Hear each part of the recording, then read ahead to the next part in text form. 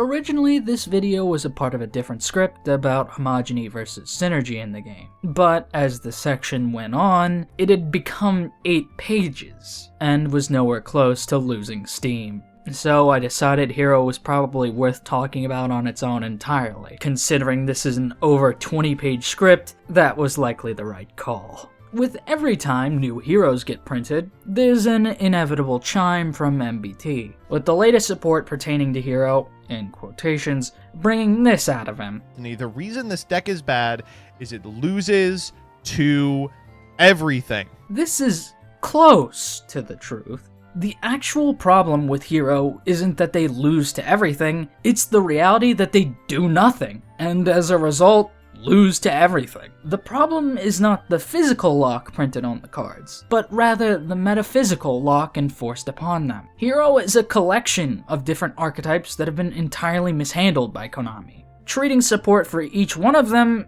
as support for a collective pile, rather than designing them to support the actual themes that they bear the name of. Hero can be broken up into 6 archetypes. 7 if you include Neospatians because of Neos, but that's a separate discussion entirely. And of the explicitly hero-named archetypes, only 5 of the 6 are really actual archetypes. Elemental, Evil, Mask, Destiny, and Vision, with Extra being the questionable 6th. Extra heroes are literally just a set of link monsters with little defined identity of their own, whereas the other 5 are full-fledged archetypes, in concept, and should be able to stand on their own. However, with every wave of support for each hero archetype, little is done to actually develop them independently. This lack of identity for each individual archetype is concerning. Every time they individually get support, they feel completely aimless in design direction, not really aiming to emphasize the original archetype's playstyle or further adapt it. It's like the philosophy behind actual hero media nowadays. They all serve this bigger universe instead of the actual world that they're meant to independently inhabit. They're a single product, not a unique identity with a story to tell. Story in the case of gameplay being identity. This is a complete waste of multiple archetypes as a whole. Each hero archetype should have their own unique playstyles with incidental synergies that leave room for cooperation, just like how actual hero-based media initially left room for. Now it feels like they're just designed to be tossed in the same pile of good stuff. They're based in homogeny rather than genuine synergy. The potential root cause of this homogeny problem is likely due to these two. I'm not gonna make the claim that they should be banned. However, it's clear to me that the existence of them has lobotomized the part of Konami's brain that actually designed support for every other hero archetype. You see, Stranos and Mist can search any hero. As a result, Konami has decided Destiny Hero, Evil Hero, and Vision Hero don't need their own searchers. Meaning, if you're going to play any of them, you also have to be playing these for a consistency boost. They're extremely accessible with other elemental hero cards. So, at that point, you might as well be playing a sizable portion of elemental heroes in the deck. But none of the elemental heroes are explicitly designed in a way that synergizes with their playstyles. Vision Hero has a roundabout archetypal form of searching with Ferris and Increase, but no traditional searcher, with Ferris even hero-locking you. A Dusted Gold functions like one for Evil Hero, however, because he searches cards that name Dark Fusion, he couldn't search an Evil Hero on release. Only the newest Evil Hero monsters fit this search criteria, which leaves me to wonder why he couldn't just search Evil Heroes as well. Evil Hero does have a search spell, but of course, it also hero locks you. Is it because the cards summon from deck? Duskcrow doesn't have this restriction and actually searches, rather than functionally summoning from deck. Could you just cut that part so the decks are actually allowed to search? Or maybe is it the discard? Is that the problem? Destiny Hero still has no searcher, period. God save us if they get one that doesn't hero lock. All of these archetypes are forced to play the only searchers that do exist. But since the decks scarcely function independently, you're just going to be using the ones that generically support hero. So there's no point in even attempting to play the decks as individual playstyles. The fact Konami willfully leaves searching to the elemental heroes illustrates how they view them as a collective and not a set of individual archetypes. It took until now for us to finally receive a non-elemental hero monster that can search a hero monster of their own archetype, but of course, other issues arise. So now we discuss the identity of each individual archetype based on Konami's continued approach to designing them.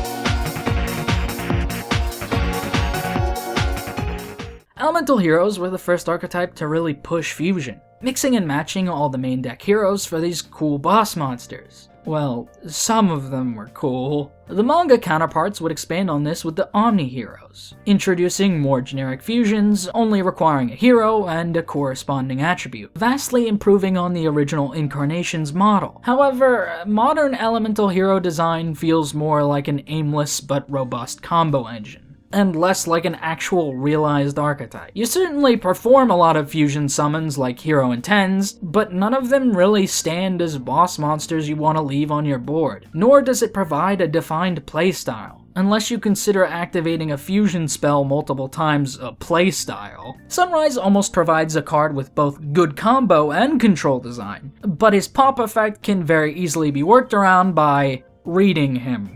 They printed Shining Neos, which wasn't very good initially, but once they printed the Wingman retrain, it was actually easy to wield as an interaction and gave Elemental Hero a good monster, being able to use Shining Neos' pop effect reactively, giving Elemental Hero its first piece of good interaction. It took until 2023, but we finally got there. Now if only they had a defined playstyle. The unique identity of Elemental Hero is the situational combination of heroes for fusions. This goes from their garbage fusions all the way to the actually playable Omni heroes. The issue is there's been no direction followed towards this design, and there's just more concern with fusing a trillion times to accomplish nothing of note. What's the point of assembling all these heroes together if absolutely nothing of value comes from their crossover? Wake Up Your Elemental Hero purports to be a grand payoff for Elemental Hero, but just isn't. A multi-attacker that gains those additional effects for each fusion monster used to make it isn't a worthwhile investment, especially with the Konami patented cowardice of the additional attacks only being against monsters. It also attempts to be Shining Flare Wingman, both in the attack boost and burn effects, but this doesn't make it a card worth leaving on field going first. So what did they do to make it worth making going first? It summons any warrior from deck when it's blown up. Good thing we printed a Destiny hero that can do that. See?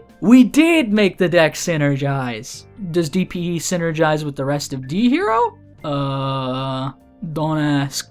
Destiny Hero, as it exists now, is a set of cards that are debatable if they're even worth playing. Malicious and Denier create a resource loop, but that resource loop isn't nearly impressive for an aimless deck with locks. The other Destiny Hero contributions to Hero are typically for toxic means. Running Dark Angel to effectively give you Imperial Order. Running Plasma to effectively give you Skill Drain. Destiny Hero's main contribution to the hero pile is boss monsters, with DPE and Plasma, as well as Dark Law honorarily. Since they're Dark Heroes, they then facilitate the summoning of Dark Law, in essence making the culmination of synergy between the archetypes to be floodgates, leaving Destiny Hero's reputation in the pile as an active stain on it.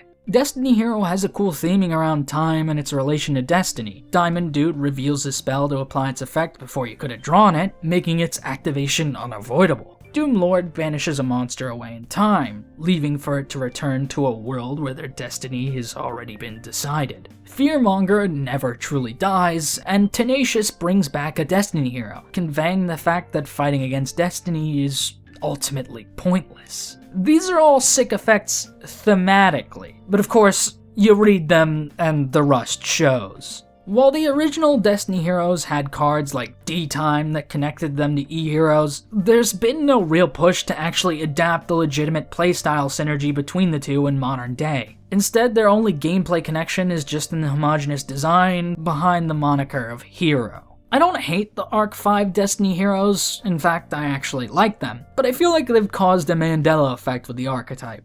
Who are you people?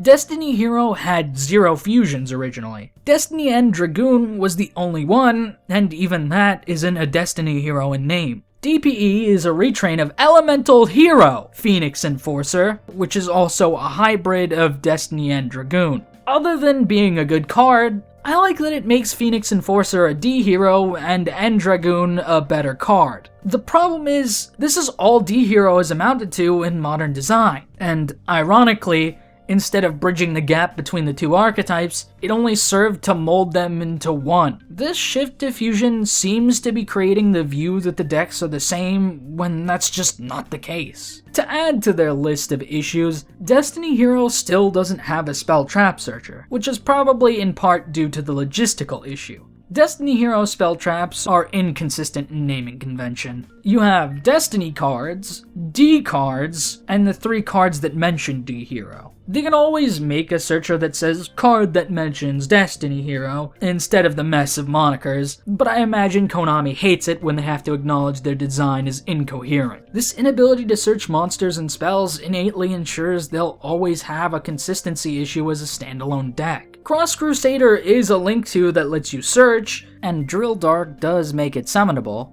but it also has you tributing a third body. Go down 3 cards for 1 search. What a deal! And of course, the D hero tribute is a stipulation to connect it to Destiny. It can search any hero, so it only really serves as a hero searcher that requires you include D hero, rather than a genuine D hero searcher. The Arc 5 D heroes also help to summon cards like Dogma and Plasma, but ultimately only Plasma is worth summoning. It kind of sucks that this deck has 2 boss monsters with the same summon clause, and one just isn't good. But hey, Dogma is a time card if your opponent runs out of time during the standby. What did he do to deserve this? They also introduced Dystopia, who's a neat piece of interaction, but none of the original D heroes really work with it, so it feels out of place without the specific Arc 5 cards that make it work, leaving D hero itself fractured between its 2 incarnations that have some overlap. Then you have Evil Heroes, which provides Hero with the towers and the only extenders to exist with Hero in their names. The synergy they provide is that they're also Dark Heroes you can use for DPE or Darklaw. But then you realize the only reason you're playing Destiny Hero with them is because it's mandatory material for DPE. You're not running them for the synergy, you're running them because you have to in order to access an actual tangible boss monster. And you're only playing the Evil Heroes to get extenders. It's pathetic. Evil Hero are the Supreme Kings monsters, which weren't very good initially. They were just a couple of crappy main deck cards and evil counterparts to the Elemental Hero fusions. Evil Hero are one of the hero archetypes that have an excuse not to be independent from Elemental Hero, since the entire play on them was that both archetypes could be shortened to E-Hero, and they primarily use the Elemental Heroes to make evil fusions instead of the normal ones. Despite that, they haven't actually been designed to work with Elemental Heroes in a meaningful way, just banking on the idea that hero in the name means synergy, when in actuality, it's only homogeny. There's no real identity to these archetypes even when they're being individualized. This is all the more apparent with Toxic Bubble and the existence of a Dusted Gold. Toxic Bubble is an evil hero you can special summon for free. No other hero of any of the archetypes do that. So of course, it has to hero lock you, disincentivizing you from leaning into synergies with other decks and forcing you to stick to the homogeneous pile that is hero. Now, where does a Dusted Gold come into this? A Dusted is a light fiend.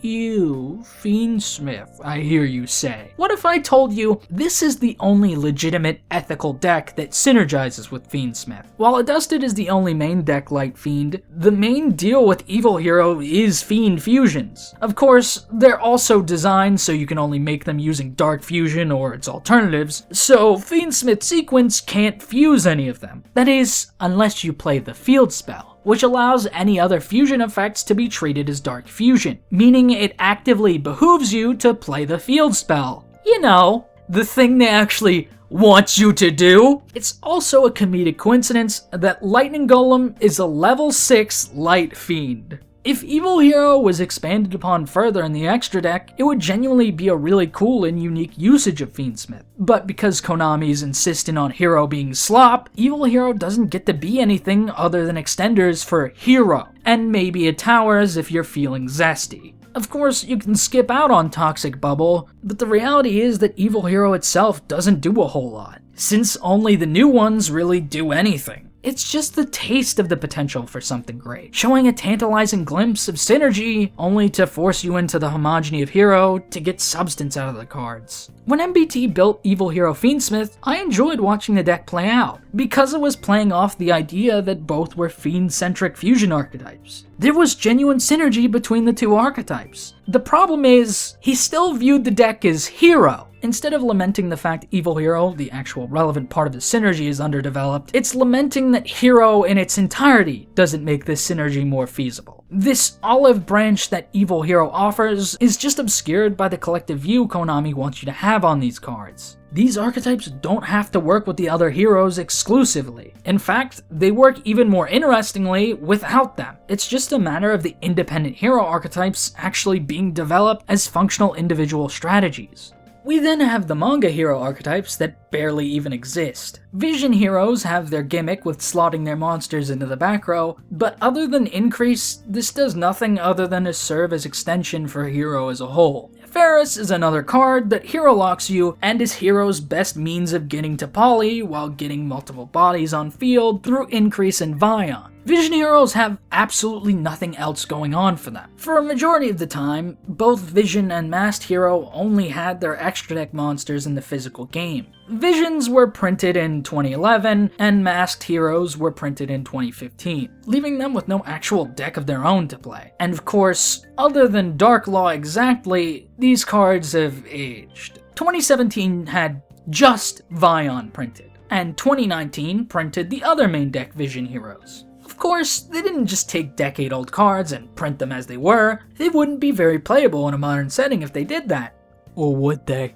Yeah, so they made them worse. Most of the level 3s are noticeably worse, with Increase being the only justified alteration. They do get better in the technical sense that their effects apply more generically, but for some reason, those effects are now worse. Multiply Guy buffs any monster, but he adds 800. Notably, addition isn't multiplication. I don't care how cute you think it is that it's multiplication for himself. This is just false advertising. Vion and Ferris got better though. Vion could now search Poly, and Ferris placed the Vision Hero in the back row instead of Grave. But this only served to make them an engine for the hero pile. Masked Hero, the other manga archetype, my favorite of the hero archetypes, just got main deck names. Unfortunately, the same issues persist. Only 2 main deck monsters, and one of them has a hero lock, meaning they'll only be used to further the idea that Masked Hero is nothing more than an engine for every other hero archetype, with the only upside being that they got a new Masked Hero that is both good and not Dark Law, incentivizing a greater count of fire heroes.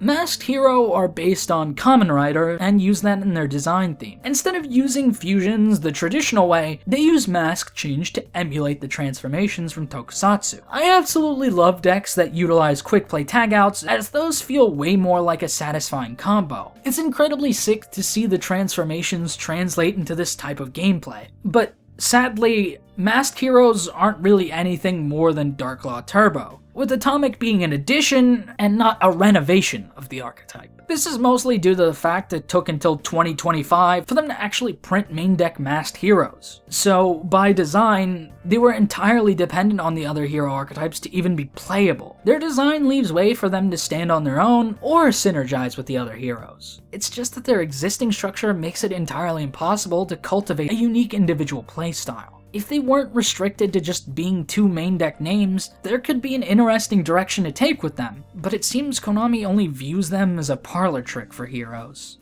The last subsect of heroes is the extra heroes. They're cards that only exist because of Master Rule 4. Go figure, Master Rule 4 isn't around, and they haven't printed another one since. They printed Infernal Devicer literally a month before Master Rule 4 went kaput. There is nothing unique about extra heroes other than the fact that they're links. They imply that they're futuristic incarnations of each hero archetype. Cross Crusader mentions D-Hero specifically, Wonder Driver mentions Mask Change at Poly, serving double time between Elemental and Masked Hero. Infernal Devicer is a fiend, so that means it's an evil hero, which also searches named materials, and sadly, all the evil hero fusions with 2 named materials aren't very good. Then Decimator is Vision, because piercing and attack boost ties in with Vision Hero's OTK strategy, I guess. Ironically, they didn't really serve as the catalyst to blend them all into one deck. They actually seem like neat tools for each individual hero archetype, but none of them are exactly designed in a way that they'd want to access them independently. Hero has the problem that they don't spam guys on field in a way that gels with link summoning. Certainly, they can spam a bunch of guys between all the fusions and every copy of Malicious, but they aren't really cool with using those resources on these low-impact links. And it's really saying something when Malicious is only getting used with a link that was very clearly designed around him. Hell, it took until this year for them to print a single hero that can special itself, with no stipulations. I have to assume part of the reason is because they fear the reality that if they made free summons for each individual hero archetype, then the pile build of them has too many extenders for link summoning. But how are you ever meant to make these links in a way that isn't an outright hindrance to yourself? Infernal Devicer is the most generically usable,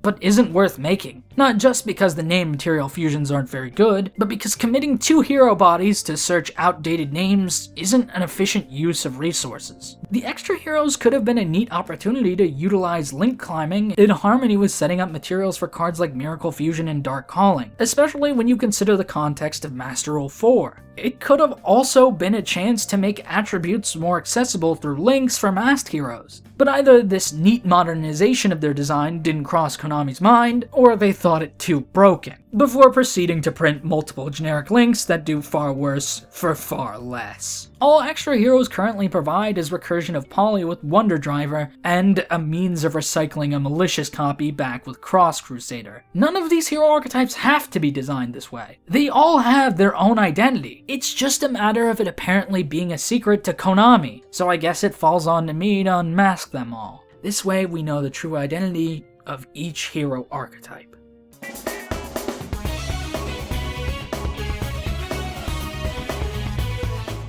I'll go over them in the same order I did before, with the exception of saving Elemental Hero for last, since it's the existing prominent hero archetype. Destiny Hero is an archetype that has its roots in Destiny, as is obvious from the name, with the deeper aspect of it being the relation time has with Destiny. This is best seen with Clock Tower, a card that's design marches forward regardless of what you do. And if it's destroyed, Dreadmaster is summoned out, reflecting how Dread itself will ultimately suffocate you, preventing you from even attempting to act against fate. Destiny is inevitable. Attempting to act against it is meaningless, so you should just submit and accept your place. While this is cool thematically, in play it both sucks and is miserable gameplay-wise. You can't inflict battle damage when it has 4 counters on it. This is literally you being out of time and unable to change destiny. It's such a sick concept for the deck. But instead of trying to envision a modern take on this concept, D-Hero is just more heroes for the pile. Dreadmaster was a cool design principle for the deck, punishing your opponent when Clock Tower is outed, with Clock Tower triggering even if you destroy it. It's just another layer to the deck's theme around destiny being impossible to change. Your opponent unable to escape their destiny of losing, no matter what they do. The deck's theme about destiny could very easily be adapted into a modern control deck. I mean, Doomlord is just a bad SP, so it's not like it's too far off base in philosophy. DPE is already an extremely good modernization of the theming, but it's been left at just that for so long. They need more than a single endboard piece to be an actual independent deck, because DPE only has a place in a hero pile, because there's at least supporting infrastructure to win you a game. I'd like to see retrains of Dreadmaster and Clock Tower. Not necessarily to just be an updated Clock Tower, but even potentially cycle into the original. There's always the concern people have with being forced to play bad cards, but the reality is, it's up to design creativity to integrate them in a way that ensures they're not bad anymore. What I'd like to see for D-Hero is a shift towards design that puts a clear emphasis on summoning Dogma and Plasma, but actually make retrains of them with more engaging effects. It provides a chance to add more cohesion with Dreadmaster as the bosses sort of clashed with one another. Considering Dogma and Plasma both require 3 tributes, and Dreadmaster's deal was summoning out a bunch of D-Heroes from Grave, there's a clear avenue to connect them. It's just a matter of threading the needle so they actually come together. Dreadmaster could also use a fusion, since for some reason he's been left out in that department. Diamond Dude is such an interesting card, being able to potentially mill a normal spell and apply its effect next turn, all while skipping its cost or condition clause. The problem is, your next main phase doesn't come too often in modern Yu-Gi-Oh! I'd genuinely like to see design that enables Diamond Dude, and maybe even a retrain that combos with the original, having a card that stacks normal spells for you to hit with Diamond Dude, or even a way to more easily make Dominance to do just that. Then a new Diamond Dude that can banish that spell from Grave to apply its effect now. There's also just the ability to use Diamond Dude to mill spells with good Grave effects and use those. There's so much potential in adapting these cards to modern design, there's just been no effort to do so. I like the Arc 5 fusions. Despite being used by Arc 5 Aster, they do reflect a sort of character growth for GX Aster. Destiny Hero originally was built around despair and futility based around destiny and fate. Dusktopia reflects a change in faith and belief and hope. Iterating on the duality of hope and despair in the deck serves as a poetic development for the archetype and a potential duality to gameplay, helping the deck to feel more diverse in gameplay. Dystopia is a neat piece of interaction that works well with Dynatag exactly. So if anything, I'd like to see it further developed into a key piece of Destiny Heroes gameplay. Tenacious and Fearmonger are revived Destiny Heroes. While they're extremely dated, retrains of them could serve as another means of expanding on Dystopia, having the ability to revive D-Heroes, but have them set to 0. This way you could get Dystopia off of field, then have it return with 0 attack, so its effect is online. Having the revival be entirely dependent on the impact the heroes themselves have on summon or with other effects. Finding a way to blend these two sides of the deck together should be the priority for any future support. Well, of course, in terms of philosophy. Like I said earlier, the deck needs searching, both for monsters and spell traps. Without that, it won't be doing much of anything on its own. Dusktopia is a card that is less impressive than Dystopia. He performs another fusion summon when he's made, which is entirely generic by the way. But the materials have to be in hand or on field, which doesn't gel very well mechanically with a fusion monster that requires another fusion as one of its materials. It has another effect to provide quick effect protection, which isn't all that impressive on a card like Dusktopia. It's framed as a boss monster, requiring you to make it using another fusion. I certainly think it has potential if they expand on the D-Hero fusions, but as it exists now, it's just confusing. I'd just like to see Destiny Hero with its own defined separate playstyle again. Remember when these decks had entirely different goals with their field spells? How they were sort of a reflection of Marvel and DC being separate entities? Modernize that fact. As is, blending them into a single archetype is just saying all hero media is the same slop. Konami's words, not mine. It's homogeny, not synergy. It's neat to see hero archetypes do pair-ups, but as they're designed now, it's just a lot of them being homogenized.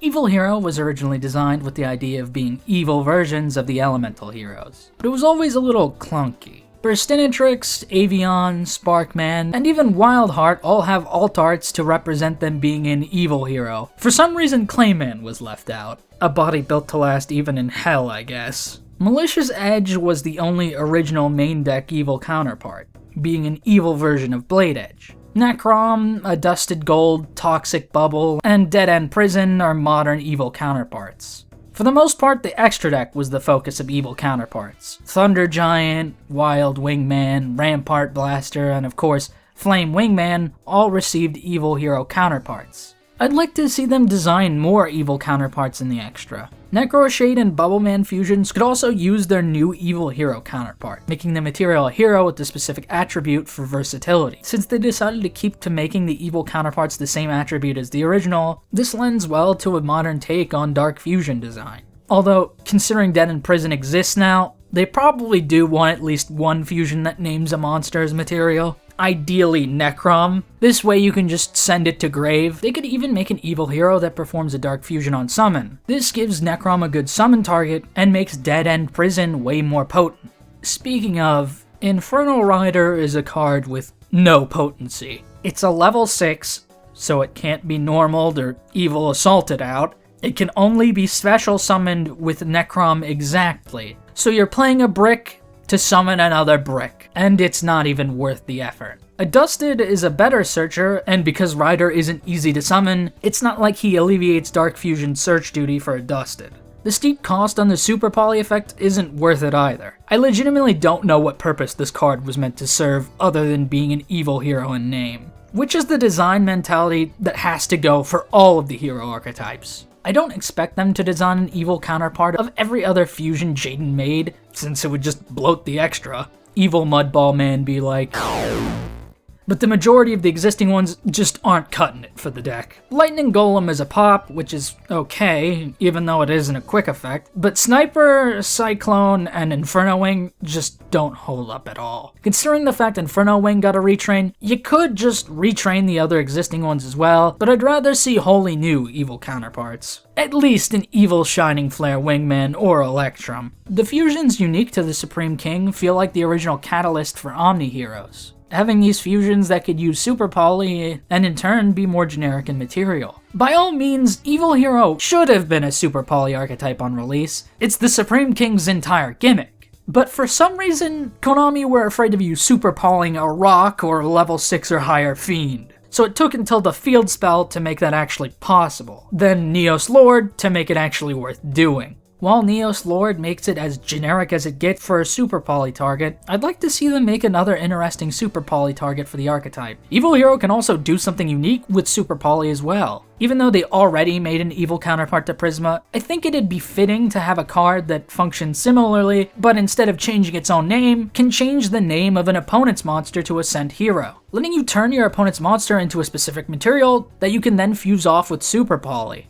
Of course, it'd also be great if they got a Dark Fusion retrain of Super Poly. This way they don't need the field spell for it to work, or cards that search the original, which is a frustrating card to be present in the game. Making a more balanced version of Super Poly that's only really good in Evil Hero. Malicious Fiend is a wholly original Evil Hero fusion, with Bane being a more generic retrain of it. Other than potentially making more Super Poly-oriented fusions like Neos Lord, Gaia, and Knight, they could design new Evil Hero fusions that name evil heroes and give them much stronger payoffs. There's even the potential to make use of the original Malicious Fiend with Yubel, since its design, albeit not very good, complements Yubel and leaves room to integrate a different spin on Yubel, with Yubel even being a potential fusion material. Considering they're just making evil heroes out of random servants of the Supreme King, it wouldn't be too far off base to make an Evil Hero Yubel card. The last thing Evil Hero could stand to expand off of is Castle, seeing as it's able to mill from the main or extra deck. If it were designed more like Mausoleum of White, this would open up a lot of design potential, but since it's once per turn and during damage calc only, it's limited. That said, the limitations can still lead to unique design, providing grave effects that are better than Inferno Rider. They could make an Evil Hero monster that performs a Dark Fusion when sent to grave to then allow you to fuse into another Evil Hero in battle, modernizing the aggressive OTK style Malicious Fiend and Dark Gaia provided. There are a lot of unique ways to take Evil Hero and further iterate on their existing design. Ironically, Evil Hero is a beacon of hope for all the hero archetypes. It has the ability to stand out on its own without the need for Elemental Hero as a whole, despite the fact the deck was originally based entirely on being tied to them. Vision Hero is an archetype where all of their level 3s can become continuous traps. They could very well work with another deck like Centurion, and since they're level 3s, they could provide Centurion with odd-numbered synchros, which they previously struggled with gaining access to. The problem is, this isn't functionally possible with the current infrastructure of Vision Heroes. The level 3s all place themselves as traps from grave when you take damage. There's no consistent design around getting them into grave outside of the basic implication that you fuse them all from hand. The only other ways to put a body in grave is with Vion's effect or Ferris's discard cost. And that's not really going to sell the deck's gimmick, and even if it did, there's the second half of the deck's premise that has zero design infrastructure. Nothing in the archetype inflicts damage to you, so there's no in-archetype way to proc their effects. There is no intrinsic design actually utilizing the deck's core gimmick. When it comes to the archetype as a fusion deck, they have nothing going for them either. The two existing monsters aren't a foundation for a strategy. But even if they were, none of their monsters search their own fusion spell. Vion could have searched Vision Fusion, if they'd actually printed them in the same set. so they're left without a consistent means of fusing the way the deck intended to. But even if they did, you wouldn't. For some reason they decided, hey, if you fuse the way the deck wants you to, you just lose the materials. Because that'd be too good if you could miracle fusion away the materials afterwards. To make matters worse, Increase is the only 3 with a worthwhile effect. Minimum Ray pops a level 4 or lower, which isn't useless, but it's far too niche to be the second best Vision Hero effect. Multiply Guy doesn't even multiply. He gives a monster 800 attack. For some reason, these had to be made worse. At least Poisoner can still have the attack of a monster. As they exist, these are okay at best utility effects, not effects that can carry a whole strategy. The archetype needs an actual game plan for that utility to really mean anything.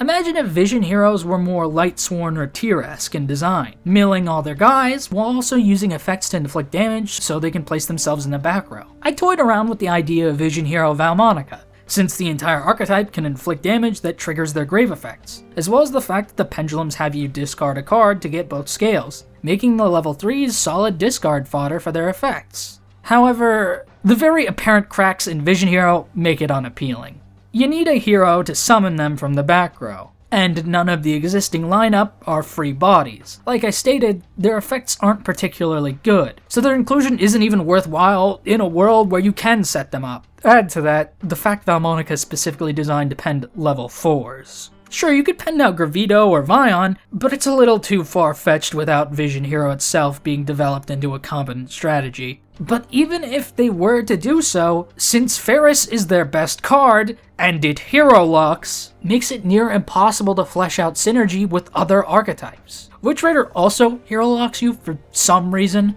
meaning in a deck idea like Vision Hero Centurion, including it only serves as a liability. This dedication to the pile actively prevents them from engaging with genuine synergies. With how the 3s are designed to summon by tributing a hero, Vision Heroes could adopt design like Hieratic or Cyber Angel, designing cards that plus off of being tributed, making their back row summon effects a far more potent part of the deck's strategy. It's a way to ensure that they don't break hero as a whole as well, since they could have more Crystal Beast-like design, making it so the majority of their game plan is too clunky to just shove in a hero pile. This way the synergy between hero archetypes and Vision Hero's synergy with other archetypes actually thrives, allowing for its own individuality to actually shine. The Vision Hero fusions revolve around OTK strategies, with Adoration draining a monster's attack, and Trinity being a big beatstick that could attack 3 guys, with Multiply Guy and Poisoner helping them to OTK on paper. But there's been no effort to expand on these older cards or the deck's actual playstyle because they're more concerned with printing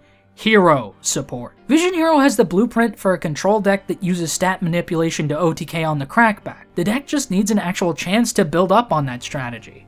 Masked Hero is the most bare-bones hero archetype, barring Extra. Since they only existed as Mask Change and Extra deck monsters, they had to be played with other heroes inherently. In the manga, they're a new archetype that Jaden picks up to complement his existing elemental heroes. They have their own main deck names, but they were all vanillas, though Dusk Crow got printed and was given an effect. While I think changing them to be effect monsters is logical on paper, giving the archetype the ability to have searches for consistency, it would be a unique opportunity to make Masked Hero support revolve around vanilla heroes. This way you can get more mileage out of the old elemental hero vanillas as well, and with Primite, it certainly isn't out of the realm of reason. Besides, they can still always print new effect monsters anyways. Furnace and Atomic are wholly new cards already. They just need to make their effects empower the use of vanillas and make mask changing way more accessible in archetype. Part of the issue with Masked Hero is that you see one mask change a turn typically, so you're only going to use it once. Unfortunately, most of the Masked Heroes aren't very good. Blast and Acid are solid cards, but since the deck only has 2 different mask changes, it's not exactly smooth to manage making all of them. Add to the fact, it's harder to consistently see different attributes at will, and that their effects can be too niche to warrant summoning regularly. One thing about Masked Hero that's underpronounced is their versatility. The high-level Masked Hero fusions have powerful toolbox effects to bust out on a whim. The problem is with the lower-level Masked Hero fusions. They have generally useful effects to contrast the situational nature of the high-level counterparts, but some of them aren't actually useful. Vapor has not aged gracefully, and Goka is an absolute joke regardless of the time period, so they need good general masked heroes for each attribute. Earth and Light are still missing their level 6 fusions, so there's one place to start. But even if there were other worthwhile names, it's not like you'll be able to use most of them, because of the lacking ability to mask change more than once, leaving the only logical gameplay conclusion with Masked Hero to be maining one attribute. That has to be put to the task in order to truly flesh out Masked Hero, and I really want to see their design further fleshed out. Masked Hero could lean into actually synergizing with Vision Heroes. Vision Heroes tribute off a hero to summon themselves from the back row. This is similar to how Mask Change itself functions. The only issue is that Vision Heroes are dark attributes only, so you can't really tap into other Masked Hero attributes, and that's half of the problem with the other Masked Heroes. I'd like to see the main deck Masked Heroes implement a similar form of tagging in, giving you the ability to flexibly mask change into any attribute on the fly. This gives the deck actual identity and genuine unique synergies rather than being restricted to the nebulous moniker of hero. In Duel Links, Masked Heroes were fun to play with. Destiny Heroes worked really well with mask change to do battle combos using Anki, which could get another copy of mask change for you to use and keep up the attacks. The synergy between them wasn't deep, but it was still engaging. Masked Heroes could serve as genuine bridges between the archetypes if truly developed into its own. Masked Hero is the archetype that absolutely should be able to stand on its own, because that would be the game finally paying off the manga's end, reflecting Jaden growing out of Hibiki's shadow and playing his own unique deck of heroes. Extra heroes should be the only unifier for all of the hero archetypes, but as they exist, just don't get used for the most part. They should focus on effects that enable the hero archetype they're a parallel of. This way they all have useful consistency tools, and a potential way to connect them all provided those effects can bear more fruit for their game plan. There's far too much concern with hero becoming homogenous when that's already the case, and it's leading to them actively making them all bad as a result. If all of the hero archetypes had a distinct gameplay identity, the extra heroes are directly affected, both in the sense that the decks can actually make them competently, as well as the fact that they can actually use them. If they made new fusions with specific names, this restrictive design nature can actually be flexed as a way to make Infernal Devicer good, naming core heroes so you can actually search them. But of course, by the nature of hero, you don't necessarily have to use them for that specific fusion, so the names provide potential bosses as well as a means of unique searching. Cross Crusader already establishes a good means of limiting how generically it can be used for a hero pile, requiring you tribute a D hero, meaning you actually need a sizable portion of them to even use its search effect. There are plenty of ways to lessen how powerful these cards are in a pile. But of course, if the archetypes had more defined goals that differentiated them from one another, these would likely only accomplish something in their intended archetype. D-Hero could utilize link climbing with Malicious. They could design a link 3 that treats itself as 3 tributes for the summon of Dogma, Plasma, or any potential future retrain of the two. This way the links climbing up to it provides useful effects, then allows you to use their main boss monster. Cross Crusader even lets you search them. Evil Hero is the archetype best poised to utilize links since it has the most extenders. They could use one as a super poly with the Graveyard, referencing the Supreme King's duel against Jim, whose fossil deck used the grave of both players as materials. Evil Hero could also use links as a means of making more specific typed monsters. All of them except Dead End Prison are Fiend, so having links that can easily cover Dark Gaia and Darkest Night's materials in archetype helps. If they want to make a single link that covers all their bases, it could just change monster types so it can craft what materials you use for their fusion. Vision Hero could stand to benefit from links as well. A link that adds a vision card by burning you, with the idea being you made it with 2 Vision Heroes, then the burn effect places those materials in the back row, with you then getting a search, being able to actually use Vision Fusion on the monsters in the back row. Of course, I'd prefer a retrain that doesn't banish them, but that's besides the point. This is one way to make a link that's solely dedicated to one of the archetypes. Naturally though, it requires you actually fleshing out Vision Hero for it to do something meaningful. You could even design Vision Extra Hero links to function the same way as the level 3s, giving them a way to recur links. This could be a chance to actually take advantage of link arrows as well. Drug Decimator already does in a basic way. You could expand on this and use the unique design of Vision Heroes to effectively move your links and change where their arrows point, utilizing link climbing and self-damage to place them back in the spell trap zone, gaining more benefits for playing the deck the way it's set to. It's also possible to design them with effects that trigger when they're summoned and point to a hero, with the flexibility for added benefits if they point to more heroes, making use of their design as traps to be interruptions on your opponent's turn. There's so much potential to use Extra Hero to build upon Vision Hero's foundation.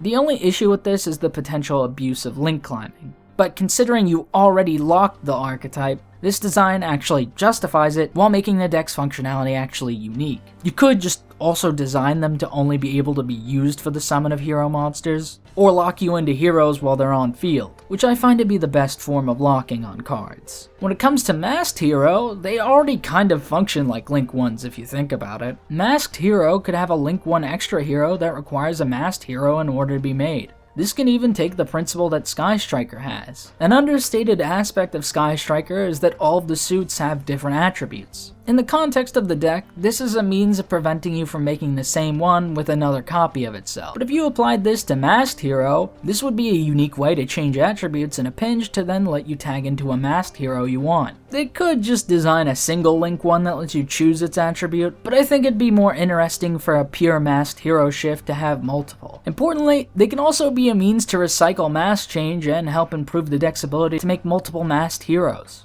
When it comes to Elemental Hero, I already gave the obvious in link climbing for Miracle Fusion, being able to set up bodies and even attributes for fusions. Links could also be used as a means of cheating out the harder to summon heroes. For instance, a link that's capable of generating tokens that have the names of materials for a fusion, allowing for them to be treated as the real deal for a fusion summon. This can be used not only as a means of making said fusions easier, but also making specific hero names far more accessible without a ton of rigmarole around bricking to get to it. Extra heroes really do feel like the worst of all worlds rather than the best. There's no need for them to be like this. Considering the fact Konami hasn't printed one since the Master Rule revision, I honestly think we're due for some new ones. Because as Hero is now, the dedication to fusion seems solely for optics, rather than a genuine gameplay style. So more extra heroes could help freshen things up for all of them.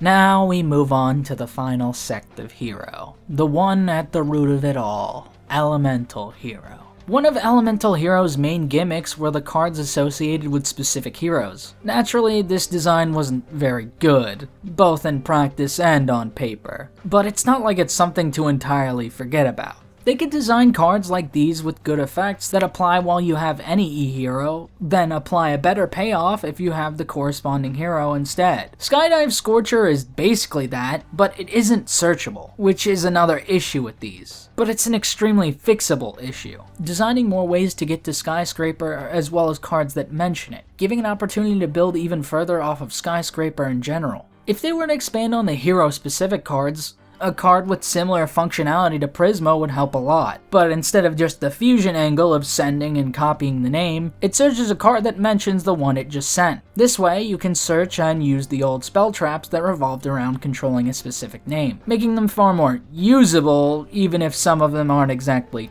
playable. The favorite cards sort of adapt the hero-specific spell traps to a modern standard, allowing you to pop off with a specific hero, somewhat implying the favorite being your choice given the freedoms and restriction. With the Wingman Retrain searching favorite cards, there's an entirely unique version of hero that can come of this, giving a way to take a focus around your favorite heroes by way of using the very face of heroes, giving hero as a pile a way to build around a specific hero, encapsulating the magic behind having a favorite hero in gameplay. The fact they don't specify Elemental Hero leaves room to use it on any hero under the other restrictions, which I would interpret as the freedom of the player being able to pick their hero regardless of the archetype, but it's probably just proof Konami literally doesn't even realize the archetypes are separate. If Konami instead chooses to own that freedom and build upon the favorite cards, the pile version of hero finds an identity that's based entirely on the person playing the deck, which is the biggest issue with the pile on a fundamental level. But these sort of things tie into another issue that Elemental Hero has. They have a billion support spells. At a point, it just feels needless to keep adding all these cards to the pile, especially when half of them don't even make the cut. So I hope future support acknowledges this fact and helps rein things in, both in better streamlining things as well as developing different builds that utilize the less linear cards. Another design principle to utilize could be providing different effects for different attributes, which is something else that's been overlooked with Elemental Heroes. The actual elements. I think the best way to bring this importance back to their design is by taking a focus on Electrum, both the original and in a retrain. Something cool about the original is that it's every attribute save for Dark while on field. This makes for the perfect card to connect Masked Hero to the deck. The problem is, Electrum is far too difficult to make just to use it for that. So I think there should be a means of making the original and a retrain. Either cheating out or making the original much easier to summon, while also getting to a retrain. The retrain can take a different spin on the original's design. Instead of being an on-summon cycling of banished cards, it can actually be used as an interruption, shuffling banished cards back into the deck, to then shuffle the same number of cards on field back into the deck. Then, this becomes a quick effect if it's made with more specific materials, either in having normal monsters as material, or specific names. There's plenty of potential to iterate on the design around the attributes, using a culmination of them as a means of control against those attributes on your opponent's side. Elemental Hero could honestly have its own small world-like card. A card that has you reveal an Elemental Hero from extra, send a listed material from deck or hand to grave, then add an Elemental Hero with the same attribute as the sent one, but with a different name. Getting more mileage out of playing fusions with named materials, as well as playing said named materials for a purpose beyond being a garnet, since they then become material for a miracle fusion. This is also far easier to comprehend than Small World, which would be appreciated. Elemental Hero has a strong root in normal monsters. While Masked Hero can and likely will shy away from normals, Elemental can't, with a lot of their most iconic cards all being vanillas. Their existing design for the most part has just disregarded that fact and ensured that the cards aren't worth playing. Grand Merge, Infernal Rage, and Voltic Thunder are cards that encourage playing vanillas without needing multiple specific names. The issue is, these are the only existing incentives, and Grand Merge is especially bad. So this needs to be further developed. As it is now, it's only a collection of half-hearted suggestions rather than a genuine direction for the archetype itself. Elemental Hero could unironically use more normals. They have one for every attribute except Dark and Water. Dark made sense in the beginning since they were more focused on natural elements. But they didn't even have a water one. Bubble Man was just allowed to have an effect. I guess one of Jaden's cards had to be a Pot of Greed for writing convenience. While I couldn't really think of a new water normal hero, I could very easily tell you a new dark for Elemental Hero. Yubel.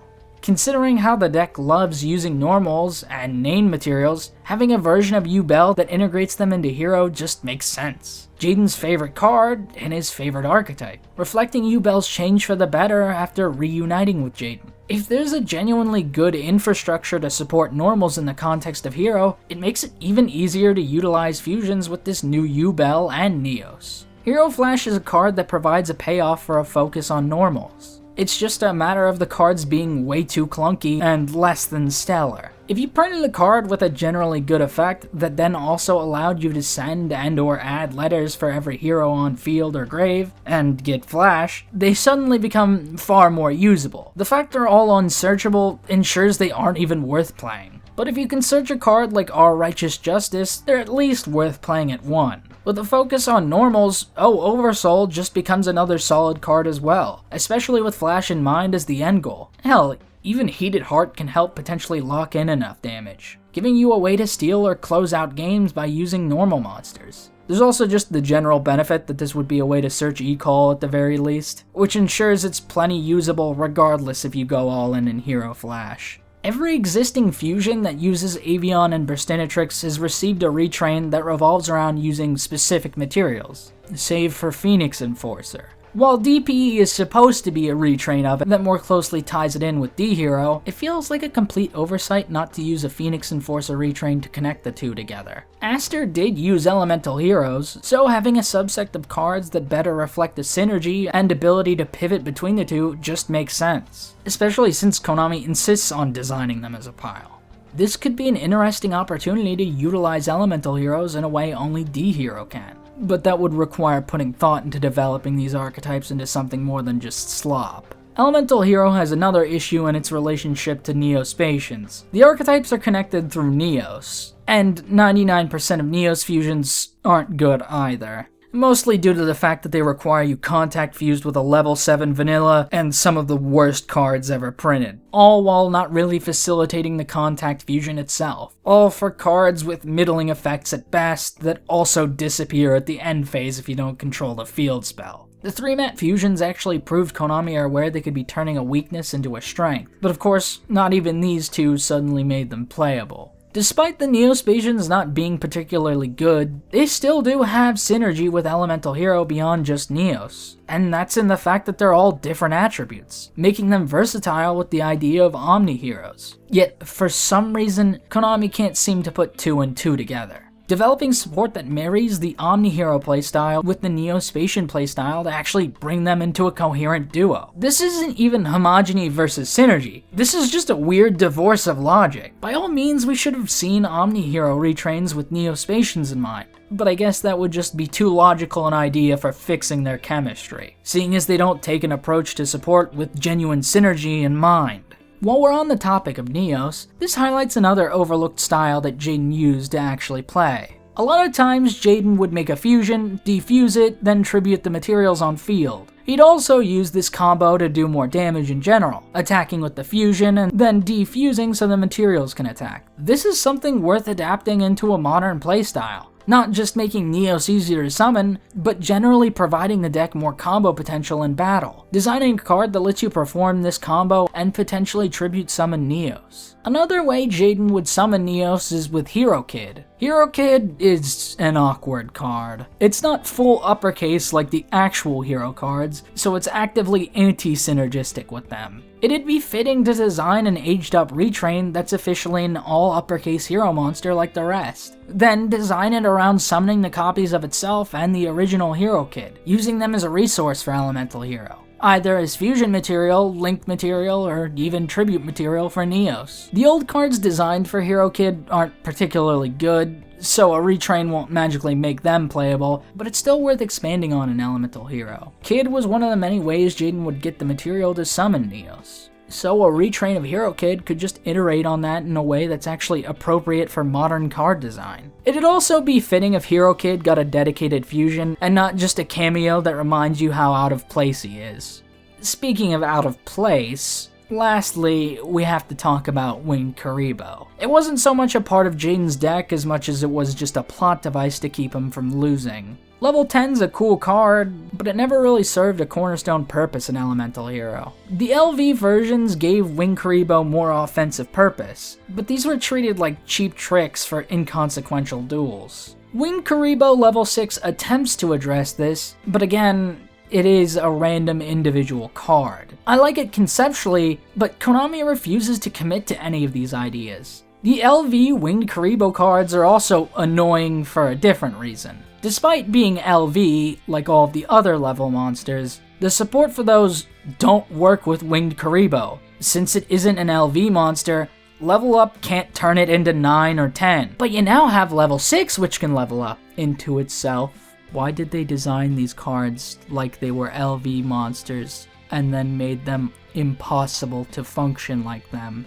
While I'm not exactly saying I want them to bring 9 and 10 into this, because let's face it, they're not exactly worth salvaging in the context of Elemental Hero, I'm saying they chose to make this little guy be treated as an Elemental Hero and favorite card. So developing new levels and functionality to it would be a great way to integrate Winged Karibo into the archetype. The cute thing about Winged Karibo level 6 is that it has Flame Wingman's wings. This opens the door to have higher level versions, with Kuribo's wings becoming that of other important cards. Honest, Yubel, and even Rainbow Dragon are all prominent picks. It's an opportunity to use the favorite line of cards as a collection of cards that are important to Jaden, all while making Elemental Hero better in the process. There is another incentive to make Winged Kuribo prominent, although it's a little more questionable. One of the key moments in the anime was using Sabatiel, a card that requires Winged Kuribo. The only justification beyond anime reference I could think of for doing so is with a specific card. Between A Hero Lives and Sabatiel, you cut your life points down a lot. Now, imagine if there were a hero card that had an effect to gain attack based on the difference in life points. But since a card like that doesn't exist, who cares, I guess. It's just worth noting there's so many different avenues to explore, but they're being left half-assed at best. GX is the series I have the strongest attachment to. I have a fond love for everything GX, from all the versions of it, the dub, the sub, the manga, to all of the elements of each, the cast, the archetypes, the setting, and the story. I love everything GX. So why is it that any time I attempt to pick up a hero deck, I'm greeted not with warm nostalgia, but cold apathy? Whenever I look back on old Yu-Gi-Oh!, I think of the hero archetypes as the peak in unique archetypes. They heralded in what it really meant to be an archetype with a distinct style, but it's painful to see hero as it exists now in the modern game. It lacks any and all signs of uniqueness. There is no distinct style. Archaic design isn't their biggest issue, it's the lack of design in general. Cards that should elicit joyous nostalgia from me only really end up making me question why I care about these cards in the first place. If the only excitement behind these cards are remembering moments from the anime and manga, what's the point of the physical cards? I can go back and watch those moments at any time. The design of these cards is never going to replicate those. And they certainly aren't going to create new experiences that make me feel like I'm living my own equivalent of GX. These are cards without an identity of their own, and so long as they continue to be designed this way, I don't see a way for anyone that cares about genuine gameplay to hold an interest in these cards, regardless of nostalgia. I decided to make this video as not only proof to myself, but to everyone else, these cards hold far more value than the title of hero. There are so many unique ways for each and every hero archetype to shine on its own, with even greater potential to unite for truly unique synergies. It's merely a matter of realizing that the face beneath the mask matters just as much as the mask itself.